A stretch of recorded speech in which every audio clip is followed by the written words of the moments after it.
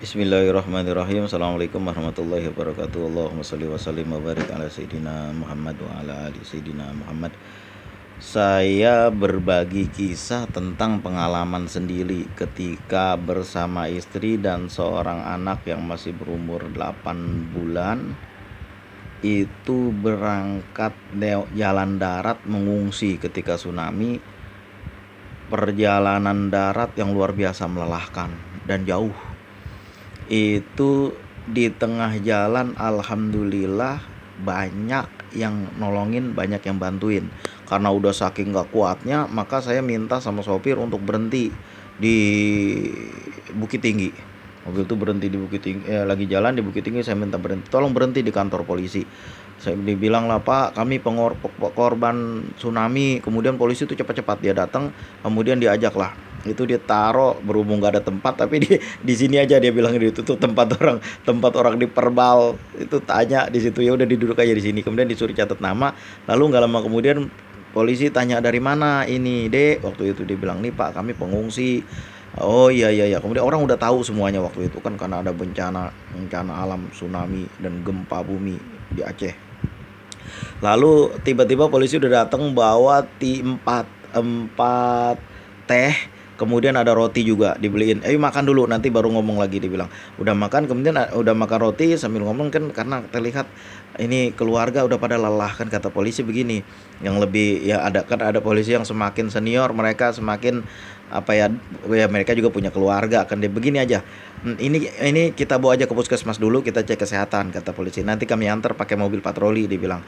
Dibawalah karena memang nggak terlalu jauh. Sampai di puskesmas itu alhamdulillah diterima ya, karena korban pengungsian ya, dan itu baru pertama terjadi 100 tahun, itu baru pertama terjadi sebesar itu gempa yang pernah terjadi begitu kan, 9,8 skala Richter.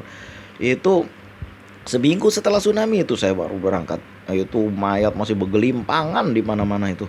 Lalu di puskesmas, kemudian dipindah, dipisahin ruangannya khusus gitu kan. Lalu diajak ke atas, kemudian di atas itu ketemu ibu kepala puskesmas. Lalu dibelikan makanan, yaitu nasi padang. Kemudian dengan rendangnya, kemudian dikasih juga teh, dikasih kopi, kemudian dikasih air putih. Kemudian kalau kemudian datang Pak polisi 2 orang, mungkin kalau kita lihat dari pakaiannya mungkin atasannya. Lalu beliau itu membawa tas saya pas saya mau turun. Kok polisi bawa tas gua nih? Kemudian dia naik ke ruang dokter, kemudian kepala puskesmas. Kemudian di situ disampaikan sama polisi, Bu, tolong ini Bu Dokter, tolong ini dicek pengungsi, kasihan dari Aceh, dia bilangnya kan. Kemudian dicek sama udah kami berikan bantuan Pak seperlunya kesehatan, kemudian sedang kami kasih makan, kemudian kami kasih vitamin, lalu anak juga dikasih obat gitu kan. Kemudian polisi itu bilang, ini catat aja nomor saya Kapolres, dibilangnya kan, tolong catat nomor saya, Pak Kapolres, terima kasih udah ngebantuin saya beberapa puluh tahun yang lalu tuh, waktu dalam perjalanan mengungsi.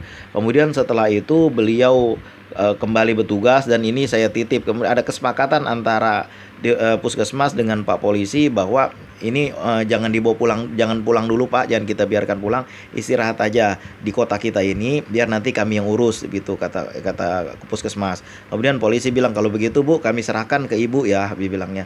Iya, katanya. Setelah itu polisi pulang. Setelah itu ibu kepala puskesmas itu berkoordinasi dengan para jajarannya, siapa di antara kita yang sanggup menampung ini para pengungsi. Ada satu orang yang alhamdulillah Uda dan Uni ini memang nggak, cuma mereka berdua, nggak ada anak, jadi rasanya mampu bisa. Kemudian dibawalah ke situ. Sementara saya punya saudara dibawa sama polisi kemana saya juga nggak tahu. Rupanya polisi bilang, kamu nggak bisa, nanti kalau udah selesai istirahat jangan pulang naik mobil, naik pesawat, ayo kita cari uang. Rupanya kan di kedai-kedai, di toko-toko itu dibilang sama polisi, ini pengungsi, tolong dibantu berapa aja boleh, mau berangkat naik pesawat, dibilangnya kayak gitu kan. Itu banyak juga orang yang bantu itu, sampai terkumpul uang berapa itu ya, lumayan banyak itu. Dibilang sama saudara, Bu, Pak, saya bawa uang sendiri ini, saya bukan pengungsi, kalau saya jemput.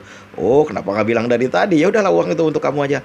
Kemudian diantar sama Pak polisi ke puskesmas. Kemudian dari puskesmas dibawalah ke tempat apa itu yang nampung tadi Uni itu memang rumahnya enak gitu kan suasananya.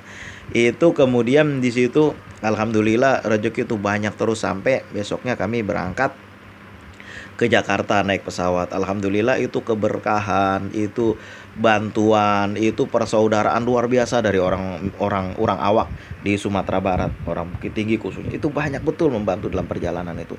Terutama di puskesmas yang saya lewatin itu di Bukit Tinggi. Alhamdulillah ini cerita saya nggak panjang.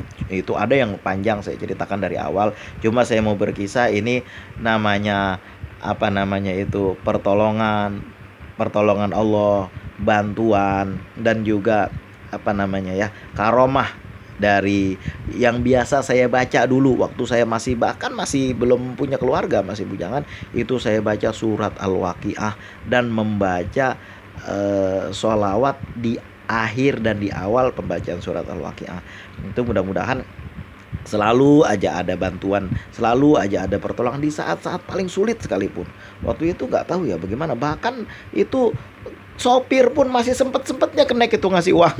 Ini ambil, dia bilang kan orang Batak. Ambil, dia bilang kan buat pegangan. Masih sempet-sempetnya dikasih duit sama dia. Makanan pun dikasih juga sama dia. Karena mobil dia mau lewat dilempar sama dia kan. Alhamdulillah ada aja bantuan sepanjang perjalanan pun. Bahkan saya naik pesawat itu karena baju udah pada basah itu kan nggak ada, saya pakai kain sarung.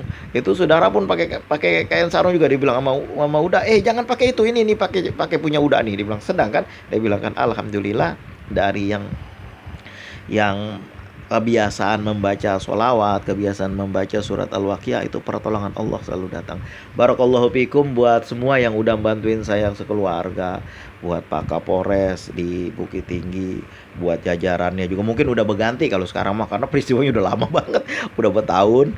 Ibu yang di puskesmas, kepala puskesmas. Kalau Uni saya masih panjang silaturahim sama Uni sampai Uni pindah ke Jambi, nggak ketemu lagi. Terakhir saya tahun 2000 berapa? 2009 masih sempat kontak dengan Uni. Setelah itu nomor HP-nya udah hilang lagi. Waktu itu kan pakai pakai apa ya? Pakai Telkom Halo, pakai Halo, kartu Halo. Nah, sejak saat itu udah nggak ketemu lagi dengan Uni. Ada banyak saya kesan baik dari masih kecil, memang dengan orang Sumatera Barat itu udah akrab dari masih kecil dengan sama beliau, sama mereka itu di waktu masih ikut orang tua jualan, dengan orang Tionghoa, dengan orang Jawa, orang Sunda, orang Batak, orang yang paling banyak betul yang paling dekat banget dengan orang Sumatera Barat. Itu dekat betul dengan mereka itu. Apa aja kalau ada dibikinin rendang lah, orangnya banyak beda-beda. Apa namanya, pertolongan Allah selalu ada dengan berkah dan karena membaca sholawat yang nggak kena kita sangka-sangka itu sampai segitunya. Ini kisah saya singkat, nggak banyak, tapi ada kisah yang lebih panjang lagi tentang ini juga di bawah dari video-video awal saya membuat konten YouTube ini. Mudah-mudahan bisa disimak dan menjadi ibroh pelajaran buat kita untuk saling membantu siapa aja, apalagi sama saudara. Kalau saya kan luar biasa itu, saya nggak megang duit sekalipun, tab saya itu saya suruh jual, nih jual aja, mudah-mudahan masalah ente selesai. Yang penting ketika ada orang datang saya katakan mudah-mudahan masalah lu selesai dulu, gue mah nggak usah dipikirin. Dengan begitu mudah-mudahan saya berharap Allah menolong saya ketika dalam keadaan kondisi yang saya betul-betul membutuhkan pertolongan. Mudah-mudahan ini jadi apa namanya, renungan buat kita semua untuk saling membantu sesama kita dimanapun kita berada, apalagi sama saudara, apalagi sama kaum kerabat, sama kakak, sama encang, sama encing, sama om, tante, apalah panggilannya, yang penting sama keluarga kita dan sama kerabat tetangga. Jangan sampai ada permusuhan, jangan sampai ada ribut gara-gara masalah harta. Barakallahu fikum. Terima kasih atas segala perhatian, mohon maaf atas segala kekurangan. Assalamualaikum warahmatullahi wabarakatuh.